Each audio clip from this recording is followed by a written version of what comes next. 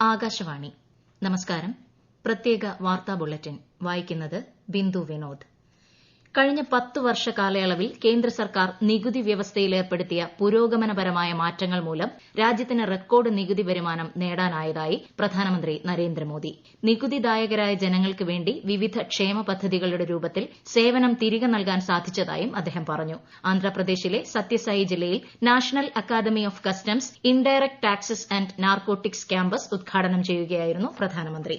2 ദിവസത്തെ കേരള സന്ദർശനത്തിനെത്തിയ പ്രധാനമന്ത്രി നരേന്ദ്രമോദിക്ക് ഗവർണർ ആരിഫ് മുഹമ്മദ് ഖാൻ, മുഖ്യമന്ത്രി പിണറായി വിജയൻ, കേന്ദ്ര സഹമന്ത്രി വി മുരളീധരൻ എന്നിവരുടെ നേതൃത്വത്തിൽ ഊഷ്മള സ്വീകരണം നൽകി. നെടുമ്പാശ്ശേരിയിലെ കൊച്ചി രാജ്യാന്തര വിമാനത്താവളത്തിൽ വ്യോമസേനയുടെ പ്രത്യേക വിമാനത്തിൽ വൈകിട്ട് 6:50ഓടെയാണ് പ്രധാനമന്ത്രി എത്തിയത്. തുടർന്ന് ഹെലികോപ്റ്ററിൽ നാവിക വിമാനത്താവളത്തിലെത്തിയ പ്രധാനമന്ത്രി പിന്നീട് കൊച്ചിയിൽ റോഡ് ഷോയിലും പങ്കെടുത്തു. തുറന്ന വാഹനത്തിൽ ജനങ്ങളെ അഭിവാദ്യം ചെയ്ത് നീങ്ങിയ പ്രധാനമന്ത്രിയെ കാണുന്നതിനായി പാതയുടെ ഇരുവശങ്ങളിലും വൻ ജനാവലിയാണ് അണിനിരന്നത്.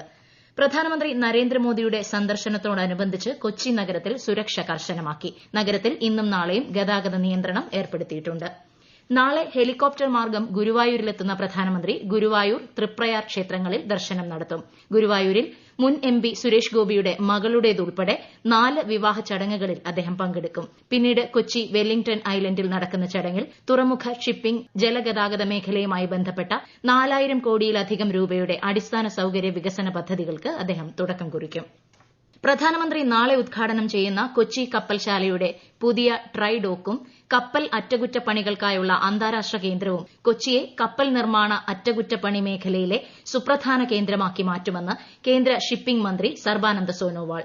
ഇത് സമുദ്രമേഖലയിൽ രാജ്യത്തിന്റെ സ്ഥാനം ഉയർത്തുമെന്നും അദ്ദേഹം കൊച്ചിയിൽ വാർത്താസമ്മേളനത്തിൽ അഭിപ്രായപ്പെട്ടു. കേന്ദ്ര സർക്കാരിന്റെ ക്ഷേമ പദ്ധതികൾ പൂർണ്ണമായും സാധാരണ ജനങ്ങളിലേക്ക് എത്തിക്കുകയാണ് വികസിത് ഭാരത് സങ്കല്പ യാത്ര കൊണ്ട് ലക്ഷ്യമിടുന്നതെന്ന് കേന്ദ്ര സഹമന്ത്രി എൽ മുരുകൻ. അടിസ്ഥാന സൌകര്യ വികസനത്തിനൊപ്പം ജനങ്ങളുടെ ജീവിത നിലവാരം ഉയർത്തുന്നതിനും ഉള്ള പദ്ധതികളാണ് കേന്ദ്ര സർക്കാർ ആവിഷ്കരിച്ച് നടപ്പാക്കുന്നതെന്നും കോട്ടയം നഗരസഭയിൽ വികസിത് ഭാരത് സങ്കല്പ യാത്ര ഉദ്ഘാടനം ചെയ്തുകൊണ്ട് അദ്ദേഹം വ്യക്തമാക്കി. ഇന്ന് പമ്പയിലെത്തുന്ന കേന്ദ്രമന്ത്രി നാളെ രാവിലെ ശബരിമലയിൽ ദർശനം നടത്തും. സമ്പൂർണ്ണ വൈദ്യുതീകരണത്തിന്റെ ഭാഗമായി സംസ്ഥാനത്തെ എല്ലാ ആദിവാസി മേഖലകളിലും ഈ സാമ്പത്തിക വർഷം തന്നെ വൈദ്യുതി എത്തിക്കുമെന്ന് മന്ത്രി കെ കൃഷ്ണൻകുട്ടി. കോഴിക്കോട് താമരശ്ശേരിയിൽ KSEB പുതുതായി നിർമ്മിച്ച 110 kV സബ്സ്റ്റേഷന്റെ ഉദ്ഘാടനം ഓൺലൈനായി നിർവഹിച്ച് സംസാരിക്കുകയായിരുന്നു മന്ത്രി. ഭിന്നശേഷി കുടുംബങ്ങൾക്ക് സ്വയം തൊഴിൽ സംരംഭങ്ങൾ തുടങ്ങാൻ ആശ്വാസം പദ്ധതിയിൽ 33 ലക്ഷം രൂപ അനുവദിച്ചതായി മന്ത്രി ആർ ബിന്ദു.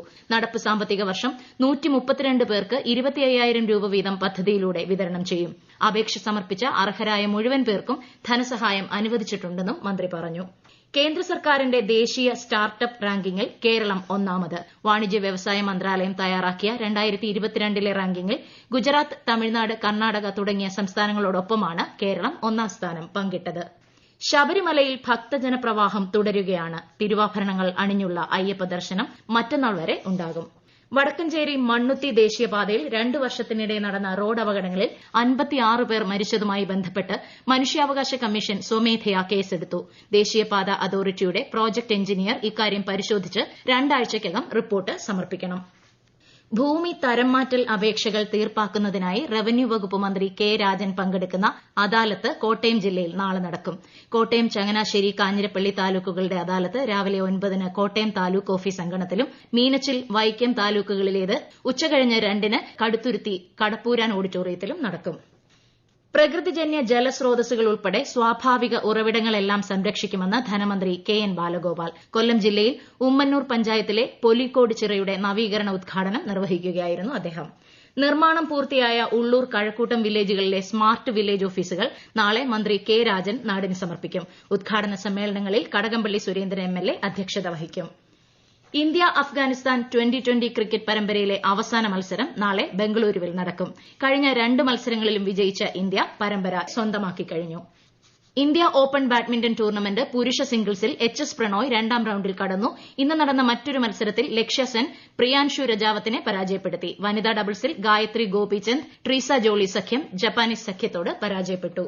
ഭക്ഷ്യവിഷബാധ മൂലം 13 പശുക്കളെ നഷ്ടപ്പെട്ട തൊടുപുഴ വെള്ളിയാമറ്റത്തെ കുട്ടിക്കർഷകർക്ക് ആശ്വാസമേകി സംസ്ഥാന സർക്കാർ. KLDBയുടെ മാട്ടുപ്പെട്ടി ഫാമിൽ നിന്നും എത്തിച്ച അത്യുൽപാദന ശേഷിയുള്ള HF ഇനത്തിൽപ്പെട്ട ഗർഭിണികളായ 5 പശുക്കളെ മൃഗസംരക്ഷണ വകുപ്പ് മന്ത്രി ജെ ചിഞ്ചുറാണി കുട്ടികൾക്ക് കൈമാറി.